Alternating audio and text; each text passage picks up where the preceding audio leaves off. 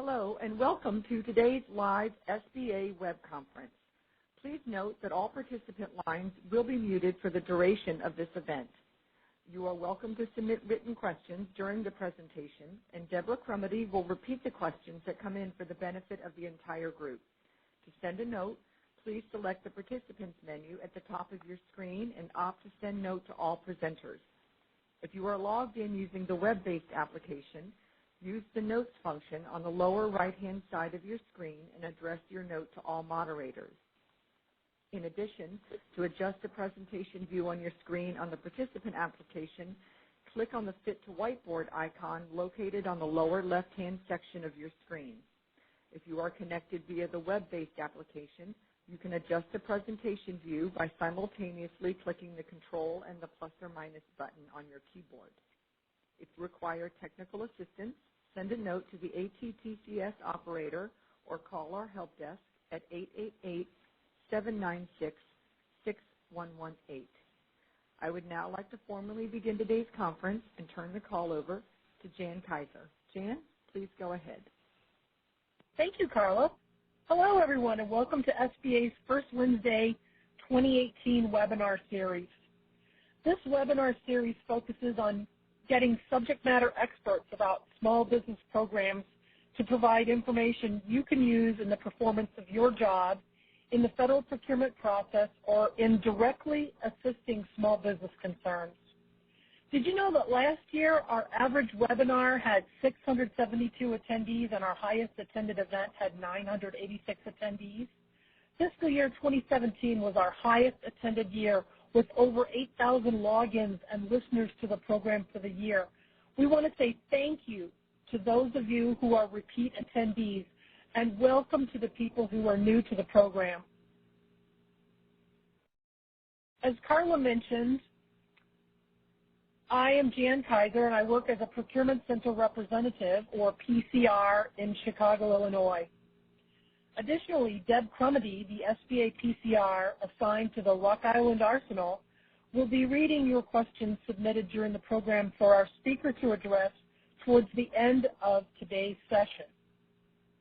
Let's discuss how today's webinar works. We're on slide 3.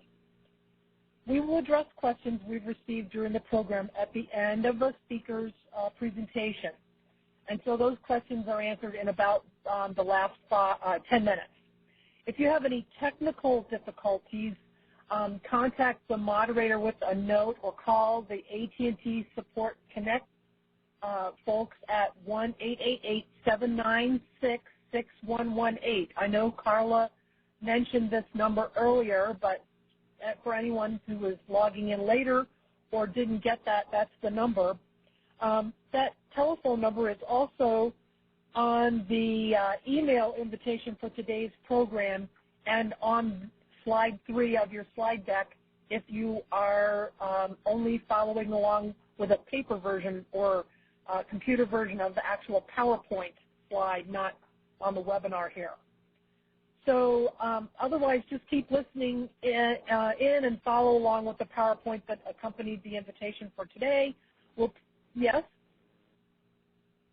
No sound? Is someone having difficulty with sound? Just want to make sure that someone's not trying to get in touch with me. Jan, I'll get in touch with them. Okay, great. Thank you. I just wanted to make sure someone wasn't trying to interrupt me, so I didn't want to keep talking.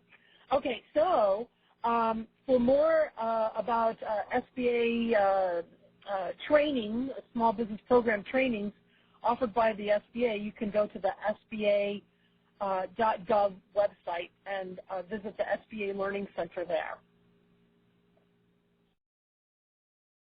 So procurement technical assistance centers are a huge resource partner to the SBA and can be for you if you are with the SBA or a federal agency. The Association of Procurement Technical Assistance Centers, or APTAC, hosts a website where they post the past First Wednesday programs, and their website is posted or provided here on slide 4. The slide deck for today's program has been modified from the PowerPoint that was originally emailed from the invitation for today, And when we get to slide 17, it's been edited slightly, and the speaker will discuss this change. But just so that you know, the new slide deck will be posted to the PTAC website that's on slide 4. The Procurement Technical Assistance Centers, or PTACs, are, as I said, a great resource. And you can partner with them to host an industry day, share source of thought or RFI notices, or refer small businesses to a PTAC who, when they're asking questions that you need assistance for or don't feel that you're equipped to handle, you can always reference those folks to Procurement Technical Assistance Centers. And to find the nearest Procurement Technical Assistance Center, you can go to the PTAC website at www.aptac-us.org. Slide 5 is the current schedule for fiscal year 2018. There are a couple of topics that we've not done before, and this is because we reviewed the topics suggested by the audience as a part of a survey we conducted a few months ago. We appreciate all of you who participated in providing small business program topics to be covered for the series. We hope you find the topics interesting and applicable to your job. I know I'm looking forward to some of those topics. Okay, so now we need to just take 1 minute here before we get started with our presentation and stop and listen about how you're going to get your continuous learning point.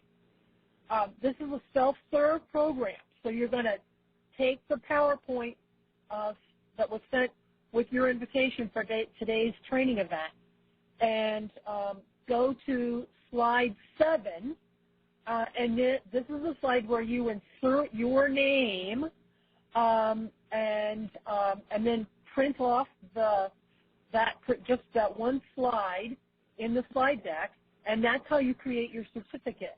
You upload that or submit that, however it is that your particular agency requires that you do that in order to request your training for today.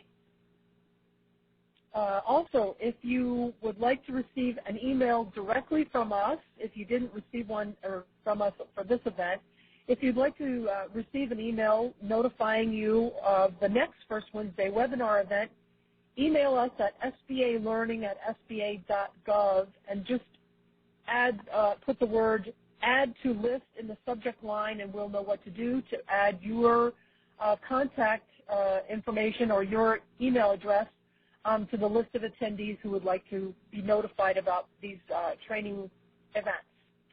So with that, we'll begin our training for today on slide 9 with the speaker directing me to change the page. There may be some delay as the slide changes, as Mr. Ivey tells me to change the pages, just because I'm in Chicago and he's in D.C., and there's just one of those webinar issues about this delay, but I'll catch up. And our speaker today is Mr. Roman Ivey of SBA's Office of Government Contracting, as I said, at SBA headquarters in Washington, D.C., and he works extensively on issues regarding today's subject. Roman, we're very pleased you could meet with us today, and I'll turn the program over to you now. Okay, well, thank you so much, Jan, for that introduction, and thank you for everyone for joining our webinar today.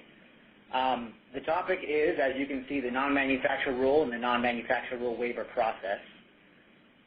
This is not necessarily a very well understood rule, but it can be very important depending on how your procurement is structured.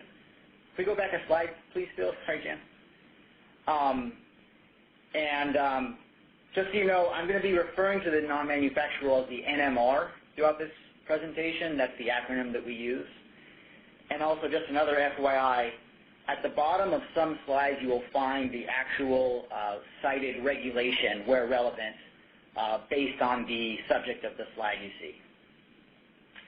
So we're on slide 9 now, and this is just a brief overview of the 4 general topics that we're going to cover. We'll talk about the NMR in general, the applicability of the NMR, when it applies, when you need to think about it, individual waivers to the NMR, and class waivers to the NMR. Okay, next slide, please.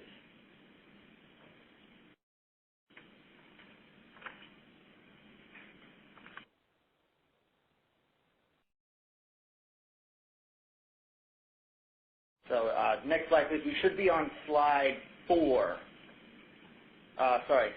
Slide 11.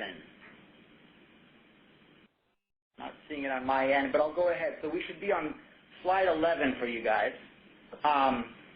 This is just an overall definition of the NMR. The non-manufacturer rule allows an otherwise responsible business concern to be awarded a procurement contract for the supply of a product, even though it is not the manufacturer or processor of the product, as long as it meets certain conditions. And this is language straight from the Small Business Act. And what we're basically dealing with on the NMR is an exception to the limitation on subcontracting, because we're dealing with a procurement, which is a supplier NAICS code procurement, and the awardee is not going to be doing any of the work on that NAICS code. They're going to be the distributor or reseller. Okay, next slide, please. If you could please mute your phones so we don't get any background noise. Thank you. So we should be on slide 12 now. So in order to qualify as a non-manufacturer under the NMR, there are basically 4 key requirements. The non-manufacturer cannot exceed 500 employees. The non-manufacturer must be primarily engaged in retail or wholesale and normally sells the type of product being supplied. The non-manufacturer must take ownership or possession of the items in a manner consistent with industry practice. And the non-manufacturer must supply the end product of a small business manufacturer or obtain a waiver. So going through each of these briefly, you'll note that the size restriction, the size standard for a non-manufacturer is 500 employees. That applies regardless of the NAICS code assigned to the procurement. So you could have a NAICS code with a size standard that's higher than 500 employees, or it could be based on the gross revenue per year. But the SBA has decided and has applied this rule across the board and for simplification purposes, such that in order to qualify as a non-manufacturer, the firm cannot exceed 500 employees, regardless of the NAICS code. The next requirement there, being primarily engaged in retail or wholesale, refers just to the fact that we want to make sure that a non-manufacturer awarded a contract has to be a legitimate reseller and not a pass-through for an other than small business. Must take ownership or possession of the items, and I want to make a key distinction there. It doesn't have to be physical possession. It could be just legal ownership. And there's no requirement that the non-manufacturer do any of the other delivery work on the procurement. They just have to take ownership or possession of the item. And then the last one there is really a two-pronged approach. Either the non-manufacturer is going to end up supplying something made by another small business, or the contracting officer is going to get a waiver which allows the small business non-manufacturer to supply a product made by any business. I do want to emphasize here that the waivers are really an exception to the non-manufacturer rule. The way it reads sort of simply is a set-aside for small business. If the small business is going to distribute or resell, they are supposed to, in general, distribute or resell something made by another small business. However, SBA will grant waivers in certain circumstances, and we'll discuss those a little bit later in the presentation. Okay, next slide, please. This slide is really just for your reference. This tracks the language in our regulations of what defines a manufacturer. If there's any confusion about whether a firm qualifies as the actual manufacturer of the end item, I'm not going to really get into the details here.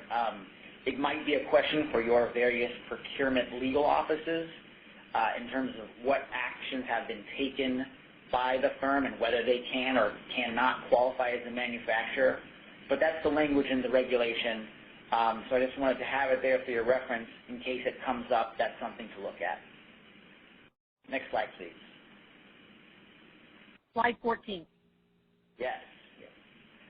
Now I want to talk briefly about kit assemblers. So there is also a provision in our regulations for kit assemblers to qualify under the NMR. So a small business that supplies a pre-assembled kit of supplies or goods meets the conditions of the NMR if the small business providing the kit, again, doesn't exceed 500 employees and 50% of the total value of the kit is manufactured by U.S. small businesses. So I guess the classic example is a first aid kit where all the various medical supplies are coming together and maybe the small business non-manufacturer assembles those and puts those into a box. As long as 50% of what's in the box, as long as 50% of the value of what's in the box is manufactured by U.S. small businesses, that qualifies and satisfies the non-manufacturer rule. Okay, next slide, please. So now we're going to talk a little bit about the applicability of the NMR. When do you have to think about it? Does it apply to your particular procurement? Next slide. So the NMR applies to small business set-asides against a manufacturing or supply contract with a total estimated value greater than $150,000. I want to highlight this $150,000 number because as currently written in the FAR, it refers to a number of $25,000. That is out of date. The CFR was updated a little over a year ago, I believe. That change has not been incorporated into the FAR yet, but that is our standard. So basically what that means is if you have a procurement under $150,000, you don't have to worry about the requirements of the non-manufacturer rule. You can go ahead and set it aside and not worry about obtaining a waiver. Okay, next slide, please.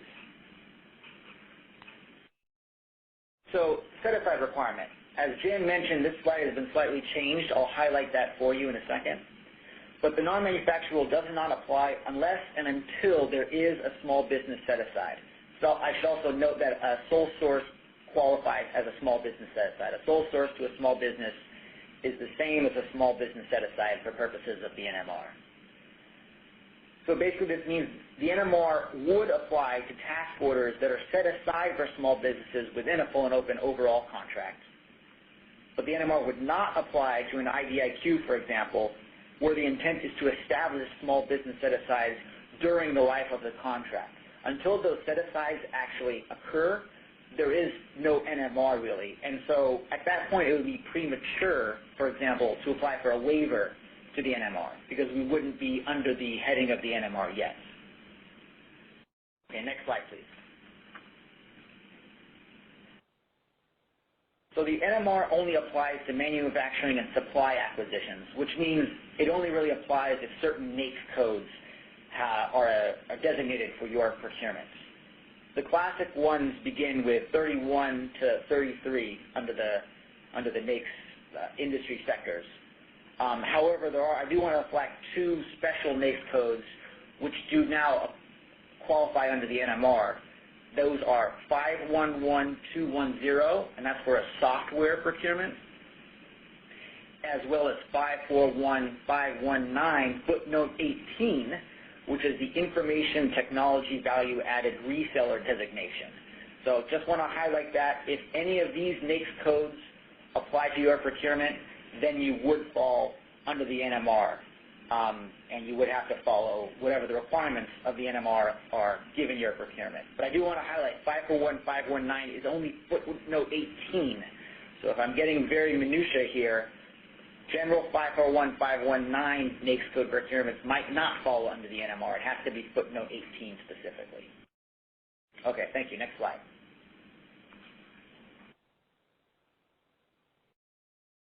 So now we're going to talk about individual waivers to the NMR. This is most of your interactions with the SBA are going to be requesting either individual or class waivers to the NMR. I'm going to start with individual waivers to the NMR. Very briefly, an individual waiver to the NMR is for a single solicitation or procurement, a single acquisition. It's a one-time waiver. It applies just to that particular procurement. So the standard for granting an individual NMR waiver is the NMR will grant the SBA will grant an NMR individual waiver after determining that no small business, manufacturer, or processor can reasonably be expected to supply the product meeting the specifications of the solicitation. I'm actually going to give you the citation here. This is 13 CFR 121.406B5I. This is the entire standard that we operate on. Whether or not we are going to grant an individual waiver to the NMR is whether or not we feel this standard has been satisfied based on the information we receive from the contracting office. Again, individual waivers apply only to a single solicitation. These are one-time waivers for one acquisition, one procurement. And also remember that these waivers are going to apply on an item-by-item basis within that, although there are special rules for multi-item procurements, which we're going to get into in a second. I also want to emphasize here the word manufacturer or processor. So the standard on the NMR is not whether a small business in general can supply the product, it's whether it will come from the actual small business that makes it. That's a very common misconception I deal with. I know that for a lot of contracting officers, they're trying to find a small business that can supply it, no matter which way, but the NMR is mostly concerned with who makes the item specifically. Next slide, please.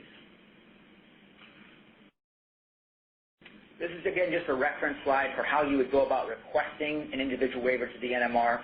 We have a shared mailbox, NMR waivers at SBA.gov, and any individual or class waiver to the NMR request would go there.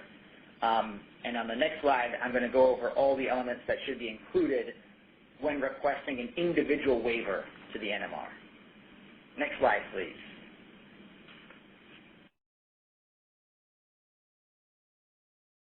So here we see a list of everything that SBA needs to receive in order to process a request for an individual waiver to the NMR. And these come straight from the regs, and I'll go ahead and just read them out just so you have them in your mind. We need a request signed by the contracting officer. We need the solicitation number or other ID code. We need the estimated total dollar amount of the contract. We need the assigned NAICS code or assigned NAICS codes for the solicitation. We need a brief statement of the procurement history. For a contract valued over $500,000, we need a statement of work or equivalent document. We need a definitive statement of the items to be waived and justification for why they are required.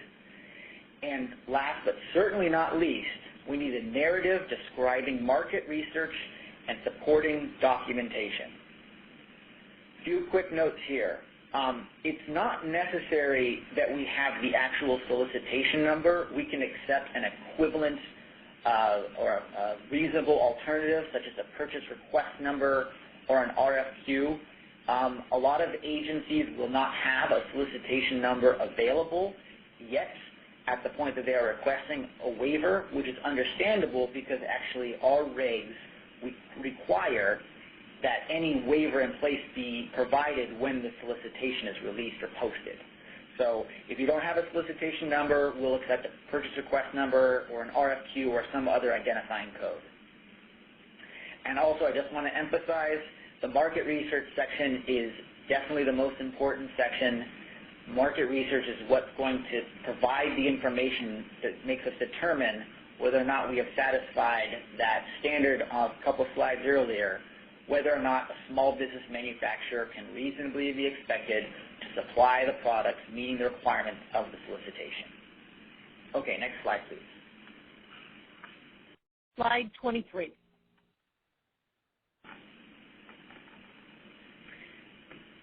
So, briefly on the definitive statement of the items, which is one of the requirements on the last slide, SBA needs the items sought to be described in terms of their qualities and attributes. So this could include layman's terminology, technical specifications, any other defining characteristics. We just don't want to see a vague, indefinite description of the items. SBA will generally not grant an individual NMR waiver if the primary justification is a brand name requirement especially since a brand name description of an item is not specific. However, next slide, please.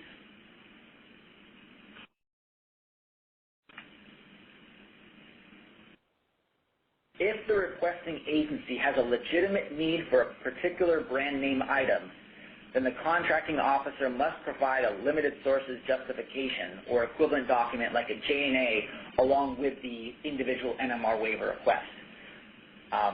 That LSJ must include the reasoning for why the brand name item is essential to the procurement and must comply with all FAR requirements. So if you are dead set on a particular brand name, we need that reasoning.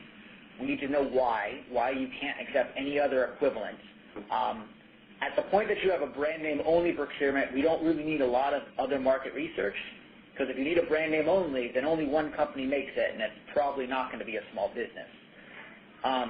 But just do note the FAR requirements there in 6.302 and 6.303. If it's not a federal supply schedule, if it's a federal supply schedule, then the FAR requirements are in 8.405. And also note that you will have different signature requirements from various offices depending on the total dollar value of your procurement. Okay, next slide, please. So market research. We're going to talk a little bit now about market research. This is the most important section, like I said, in any non-manufacturer rule waiver request. It's going to really determine for us whether we've met that standard of no small business manufacturer reasonably expected to supply the product. So we need to see, as mentioned in a few slides ago and outlined in the regs, narrative and documentation that provides reasonable certainty that there are no small business manufacturers that make and could supply the item sought. If we see market research which reveals that there is one small business out there that makes the item and could reasonably provide it on this solicitation, we have to deny the waiver. Even though that doesn't qualify or doesn't satisfy the rule of two, that's a separate issue. Once we see one, it's really one is it to defeat a waiver for our purposes. And this really means that we need the contracting officer to perform the market research, but also we need them to provide a clear description of that market research. Many times we receive non-manufacturer rule waiver requests, and maybe the contracting officer did quite a bit of research, but if they only provide us a very brief summary and little supporting documentation, we don't have a lot to go on in determining whether we've met our regulatory standard. So I'd really emphasize that as you are, if this becomes something that you need to build into your procurement and you realize based on that applicability slide that the NMR applies to your procurement and you feel the need for a waiver, really document your market research efforts.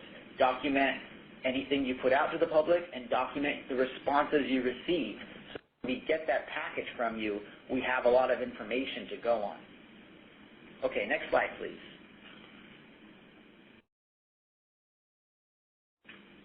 Here are some examples of market research tools that we think could be useful.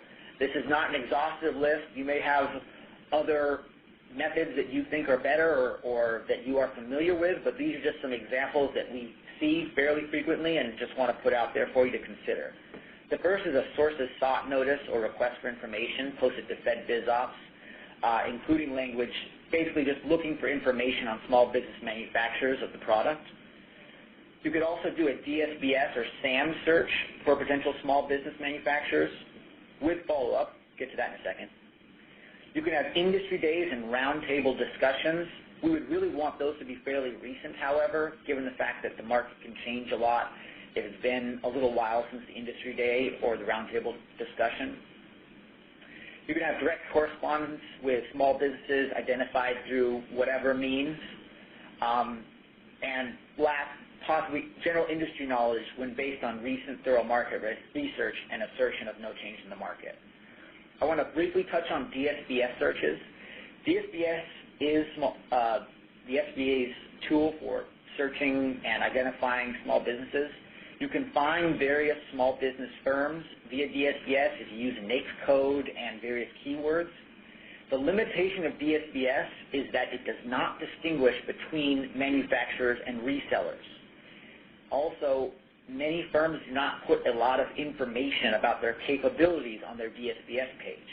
So if you use DSBS, even if you narrow it down with keywords, the next step is that you have to actually directly reach out to those firms identified and get more information on them, such as, are you the manufacturer of these sorts of products, or do you simply resell?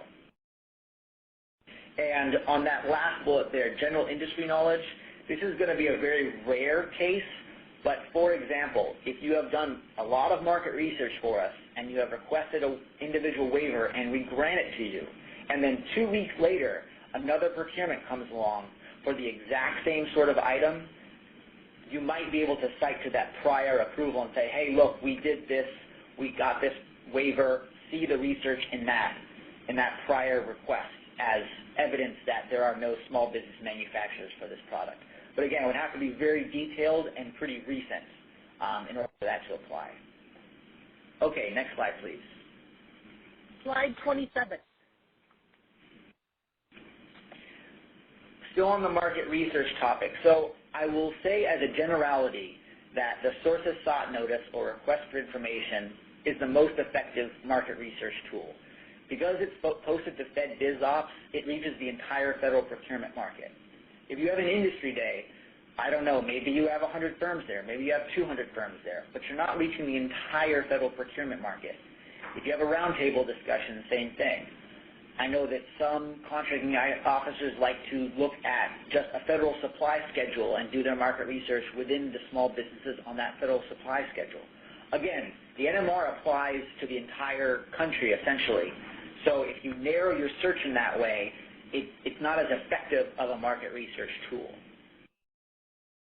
And in terms of what the SBA wants to see in a sources sought notice or request for information, again, we want to have that language in there specifically seeking small business manufacturers, sort of highlighting we are looking for small business manufacturers of these products. We want the items defined in terms of their salient characteristics. So if you say brand name or equal to, that's fine for your procurement overall, but then on the sources sought notice or RFI, we want you listing what the characteristics of that brand name product are that you're looking for, so that a small business that makes a substantially similar or equivalent product can respond. And our timeline in general is 14 calendar days, so that's 2 solid weeks. Okay, thank you. Next slide.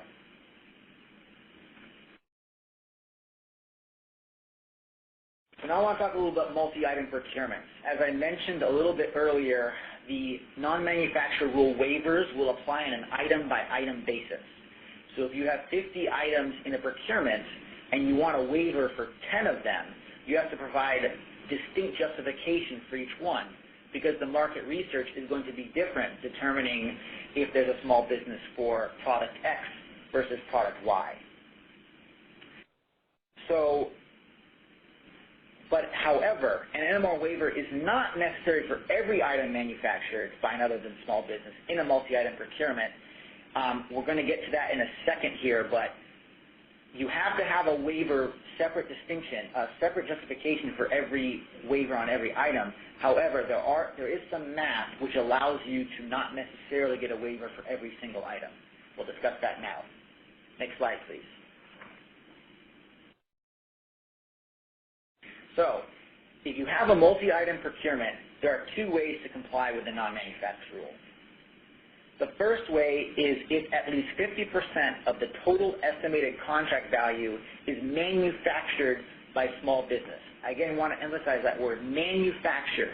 So if you have a $1 million procurement, well, actually, let me use a different example because I'm giving a spoiler alert coming up. If you have a $100,000 procurement and $50,000 worth of that procurement is manufactured by small business, you can go ahead and set it aside without asking the SBA for a waiver. That would comply with the non-manufacturer rule.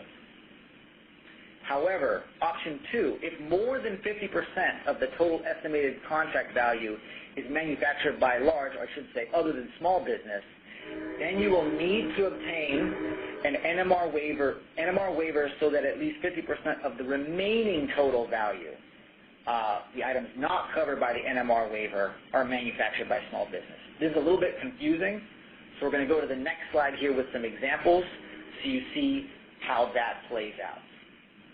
Next slide, please. I like the emphasis that you placed on those particular points by having the train horn. Yeah. So we have the train here, still have train industry in America. It's good. Well, we're going to slide 30 now. Yes. Okay, so let's work through a couple examples on a multi-item procurement. So example one, we have a total contract value of $1 million, and $500,000 worth of that contract is manufactured by small business. What does that mean? That means we're good to go. We have satisfied the non-manufacturer rule. 50% of the total contract value is manufactured by small business. Even though the rest of it isn't, that's okay. Under the NMR, we're good to go since we have, maybe 500 items or whatever, adding up to $1 million. Half the value is made by small business. We're good to go. Now, example two. Here we have a total contract value, again, of $1 million. We've found out that $200,000 worth of that contract is manufactured by small business. The contracting officer goes ahead and obtains NMR waivers for $200,000 of the remaining value. So we've got $1 million. Again, under the rule, we take out whatever has been waived. So that's $800,000. So are we okay here? No, we're not okay here. This does not comply with the NMR because we have $800,000 of the total procurement not covered by a waiver. $200,000 of that $800,000 manufactured by small business. That's only 25%. That's under the 50% threshold. Now let's look at example three. Here we have, again, a $1 million contract. We now have $300,000 that's manufactured by small business.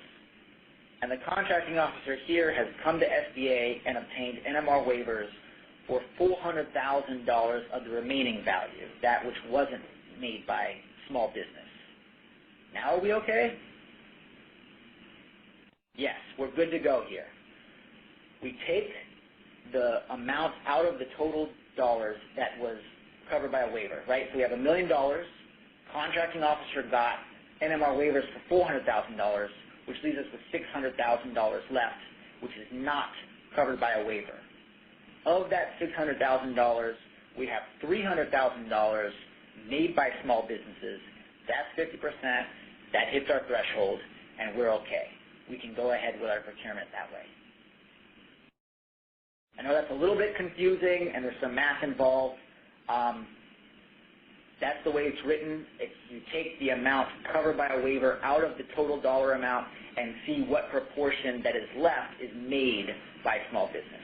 And if it's 50% or higher, you're good to go. If it's under, that means basically you need to get more waivers till you get to that 50% number. Okay, thank you. Next slide. So that was individual waivers to the NMR we just talked about for the last, 10, 15 minutes. Now we're going to talk about class waivers to the NMR. Now, class waivers are really sort of across-the-board waivers. Once they've been established, they apply to any procurement that comes along as long as they cover that same class of products. We keep a list of this here at SBA. I'll get to that a little bit later on, but these are across the board. These aren't one-time. These apply to any procurement. So now we're on slide 32, and a class waiver is justified. This is the standard for a class waiver. We'll establish a class waiver when no small business manufacturers are available to participate in the federal market for a class of products. In the coming slides, I'll discuss what it means for a class of products and available to participate. Just so you know, the federal market essentially means the entire U.S. There is a possibility of geographically dividing a federal market based on the kind of product, but I've never come across it, and I don't know how that would work. So essentially, the federal market is the entire United States. Okay, next slide. So what is a class of products? A class of products refers to an individual subdivision within a NAICS industry number. For practical purposes, SBA uses a combination of the NAICS code, the product service code, and an item description to identify the class of products. for a class waiver. The idea here is just to give the contracting officer a clear idea of what's covered by a class waiver. So they can look at the NAICS code, see if it matches up with the PSC and the item description, and then they're good to go. However, I want to emphasize a class waiver does not apply to an entire NAICS code. A class waiver doesn't even apply to an entire product service code. A class waiver only applies to that class of products which is defined by the NAICS code, within the NAICS code, the product service code, and within that also just what is described, the item description that we have. So it's narrowly applied. So just because you have a NAICS code that's on our class waiver list and your procurement has that NAICS code, that doesn't mean you're okay, because you then have to look at what the item description says, because of course we know NAICS codes have thousands or even tens of thousands of items under it, and only a specific subset of that will be covered by a class waiver. Okay, next slide, please. What does it mean for a firm to be available to participate? So available to participate means that small business contractors have performed, been awarded, or even just submitted an offer on a federal government contract for the class of products within the last 24 months. So this is a very high standard. If just one small business manufacturer has even just submitted a bid for a solicitation on the item or class of products in question in the last 2 years, then that means the SBA has to deny the class waiver request. So one firm, ABC Incorporated, a year and a half ago, they submitted a bid on a federal contract for this class of products. Even if it wasn't awarded or it wasn't taken seriously, under our regulations, that will defeat the class waiver request. Next slide, please. So what are the procedures for requesting and establishing a class waiver? Any government agency, including the SBA, a business association, a member of private industry, or any interested party can request an NMR class waiver. It must include a description of the class of products to be waived. Again, that's going to be a NAICS code, product service code, item description, and detailed information on efforts to identify domestic small business manufacturers for the class of products. We don't have a standard format for what a class waiver should look like. We don't have a list of items like we have for individual waivers of every single thing we need in there. Typically we receive a fairly detailed request memo and then maybe a number of attachments or exhibits to that memo showing those detailed information on efforts to identify small business manufacturers. Again, I can't emphasize enough how detailed it should be, because since that standard is so high, if we receive a very low detailed request, then we're going to have to do a ton of market research to determine whether any small business has been awarded a contract on that class of products in the last 2 years. And that's going to just slow down the time it takes to process the class waiver request. Next slide, please. Once we receive the initial class waiver request, as long as it meets the standards that we have established and it looks like it's made some detailed efforts to find small business manufacturers, SBA will then conduct its own market research to make the same determination: did any small business manufacturer receive a contract in the last 24 months? If no small business manufacturers are found initially, then we publish an initial notice in FedBizOpps and the Federal Register announcing an intent to establish a class waiver. We then open it up for public comment. That public comment period will be at least 15 days.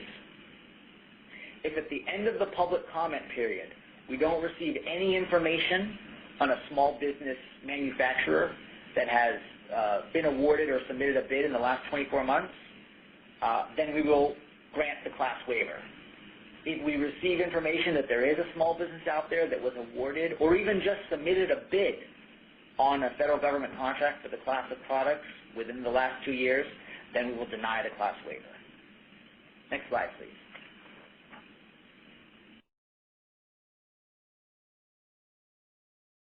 So a class waiver to the non-manufacturer rule has no time limitation. So once we establish a class waiver, it's in place until it's removed.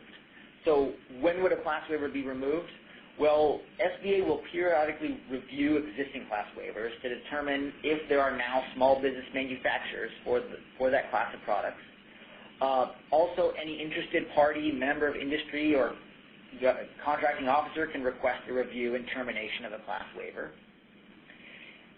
We would go through then a market research to, again, see if any small business was awarded or bid on a government contract in the last 2 years for that class of products. If we find one, then we go back through the whole same notice in Federal Register of intent to terminate a class waiver, public comment period. If no public comments show us otherwise, we would then do a final Federal Register notice terminating or removing the class waiver. Next slide, please.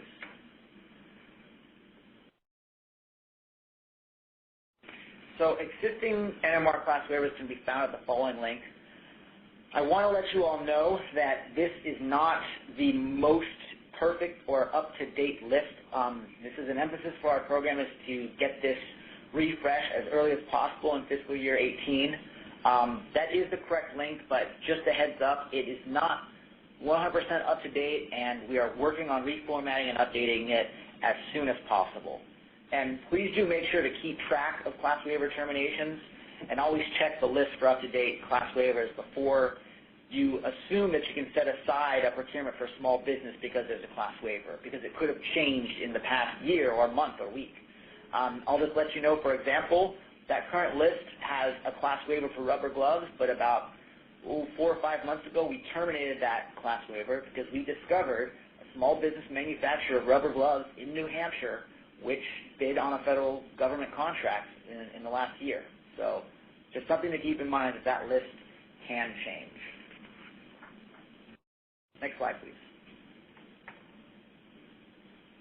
This is, again, just for reference, and this is more of a convenience for our office slide. So as I said earlier, all NMR waiver requests, whether individual or class, should go to the shared mailbox at nmrwaivers@sba.gov.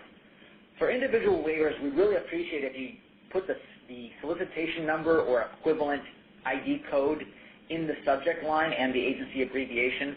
That's just for our record-keeping purposes. You know, we get a lot of these, and it's easier to organize them incoming and the messages and the correspondence if we have that solicitation number in the subject line. Likewise, for class waivers, you would do the same thing, but instead of using a solicitation in the subject line, you use the NAICS code, the product service code, and a description of the product, for example. That is all I have today. So we are just about at the last 10 minutes, and I'm more than happy to open it up for questions at this time. Okay. Yeah. Thanks, Roman. That was a lot of information, and we have received a number of questions. Deb, have you been able to receive those questions? I have not. You can go ahead and bring them to me. Yes, Jan, I have the questions. Right now we have a total of 5 questions, Roman, and they're steady coming in. Can you hear me okay? Can you speak up a little bit? Okay, what about now? Great. Is that better? Okay, question number 1. For acquisitions under $150,000, even though the non-manufacturing rule does not apply, does the small business concern have to supply a domestic product?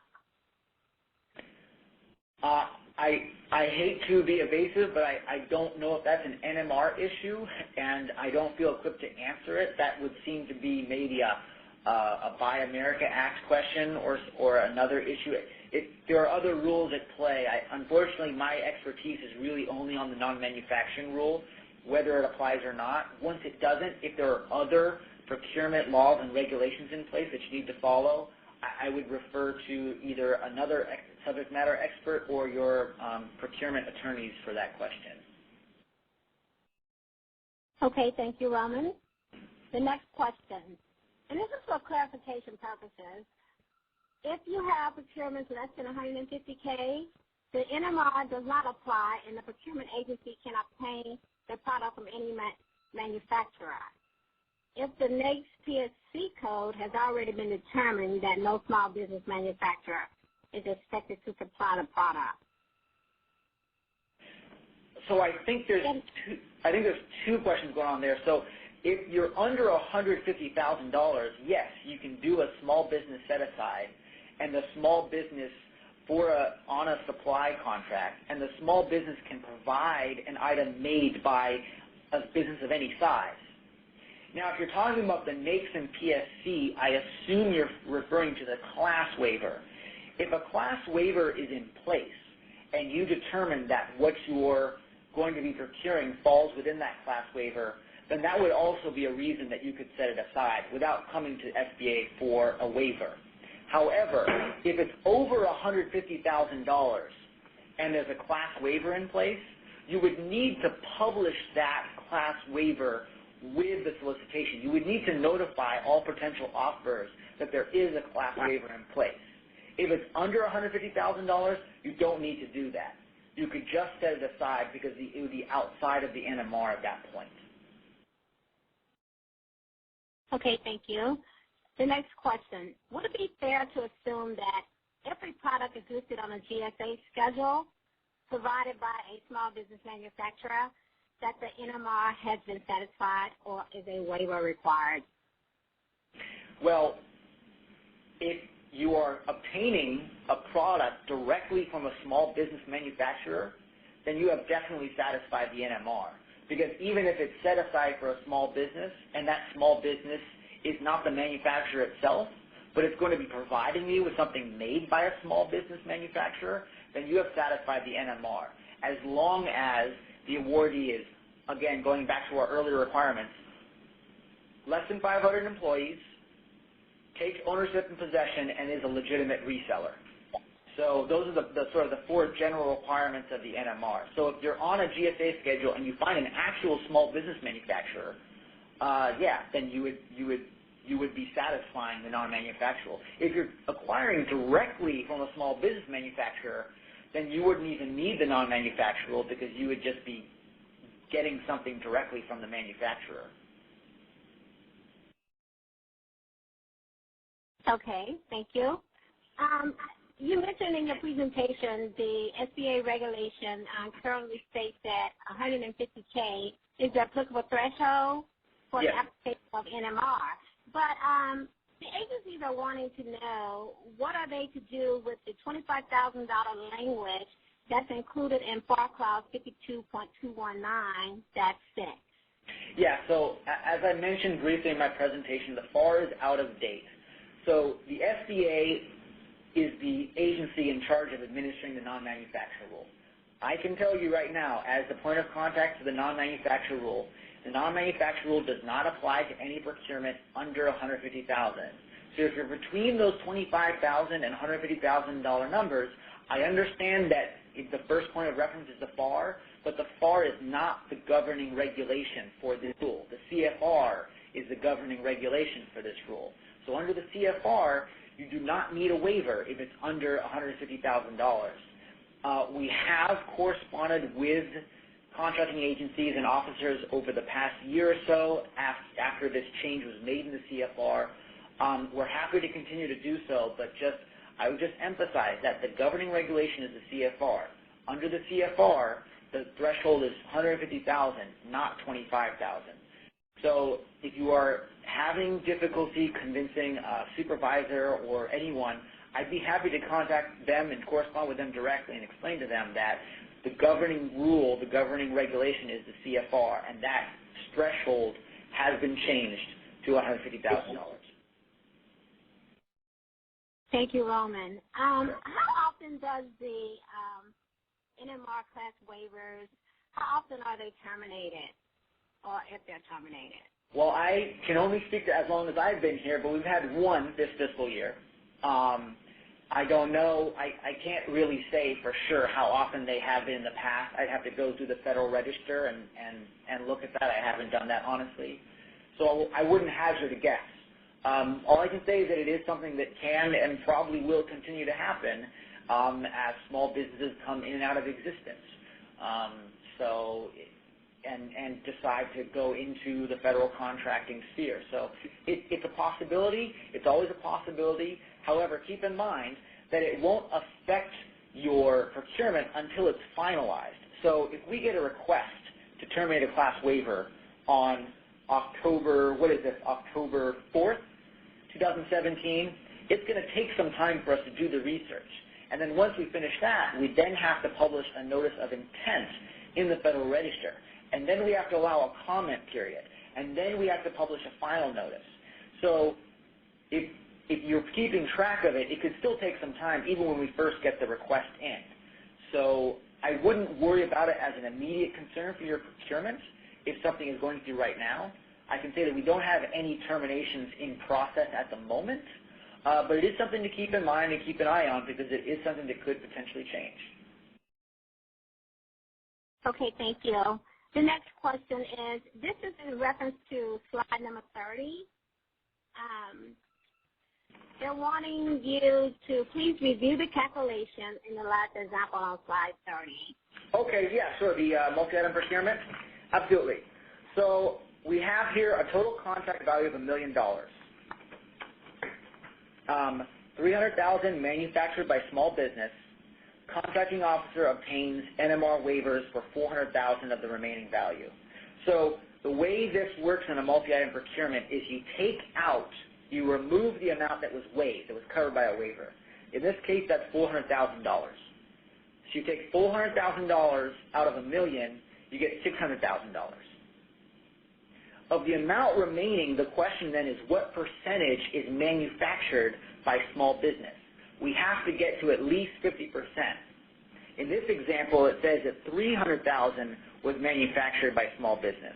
So that's half of the $600,000 that we get when we take out the $400,000 that was covered by waivers. I know this is really a lot of words and we're trying to get to a sort of a mathematical thing, but basically as simply as possible, you get waivers on a certain amount, you remove that from the equation. Whatever's left, you have to then calculate what percentage is made by small business. In this case, it was 50% of what was left, and that is the requirement on the reg. We had $300,000 made by small business out of $600,000 that is not covered by a waiver, which is 50%, so we are good to go. Okay, thank you. And participant, I hope that answered your question, but if you need further collaboration on that, Mr. Ivy will be able to assist you later on by email. We have one final question, I believe, and it states, how does the CO verify whether or not a small business satisfies the NMR conditions, slide 12? This question is referenced slide 12. This would be post-solicitation during evaluation of offers, bids, proposals. What about the 50% requirement for kit assemblers? I'm sorry, you're going to have to repeat that. I didn't catch some of that at the end there. Okay, I think the question is, what if you have a situation and there is a 50% requirement for kit assemblers? How would you handle it? Oh, the kit assembler specifically? Yes, what about the 50% requirement for kit assemblers? Yeah, so it's the same math as what we just talked about. Again, I just want to flag this. I didn't really spend a lot of time on this kit assembler slide, and the reason is that I was informed by our own procurement general counsel that they're not especially satisfied with the way this regulation is written, and they're thinking about changing it. But basically, you're just going to look at a small business that provides a kit, right? Again, the classic example is the first aid kit. They're going to provide a kit of pre-manufactured goods, assemble it together, and give it to you. You're going to have to get to 50% total value manufactured by small business. It's kind of similar to the multi-item procurement math where you need to have 50% of the total value manufactured by small business or get waivers to get to that amount. I suppose you could do the same thing in a kit assembler. I think we haven't done a good job, unfortunately, in defining what exactly is a kit. So I'm not sure how that would apply. I can honestly say I've never dealt with a kit assembler case. I don't know how that would play out. But I would just say that this is something that doesn't come about very often, but I'd be happy to talk to the person with that question after by email and even forward their questions on to our own procurement attorneys to get more insight there. Okay, thank you, Roman, and I'll provide that name of that participant for you. Great. We have one final question here. This came through. If it's a large business manufacturer, they issue an exclusive distribution letter to a vendor, regardless of business size, confirm NMR does not apply. I'm sorry, can you repeat that? I didn't catch that. If a large business manufacturer issues an exclusive distribution letter to a vendor, regardless of the business size, does that confirm NMR, that the NMR does not apply? No, that would not mean the NMR does not apply. The NMR applies based on those three qualifications we had before, right? Small business set aside on a manufacturing or supply NAICS code valued above $150,000. The NMR applies always once those three are made. Whether or not a large business manufacturer has an exclusive distribution agreement with a small business really doesn't get at what the non-manufacturer's rule is looking at. I want to, again, emphasize, it's the non-manufacturer rule. We're trying to figure out who makes the item and if a small business makes the item. What I think this person is asking is if they have a brand name only requirement and they want to get it straight from a large business. Well, in that case, as I said in one of my slides, they can provide a limited sources justification. But just because a large business manufacturer has an exclusive distribution agreement with a small business distributor, that does not mean the NMR doesn't apply. If it's above $150,000, the NAICS code is a manufacturing or supply NAICS code, and it's set aside for small business. The NMR applies. Okay, thank you, Roman. I really appreciate your speaking with us today. And Deborah, I appreciate your going through those questions. I know we got a lot of questions from people, and I apologize if we didn't get to everybody. But we will meet you again next month when our program will be held on November 1st. And we're anticipating the subject being the SBA Native American programs, which is a topic we haven't had before. So we're hoping that you can meet with us again, as I said, next month on November 1st. Thanks very much. Take care. Thank you for joining today's conference. This session has now concluded, and you may disconnect.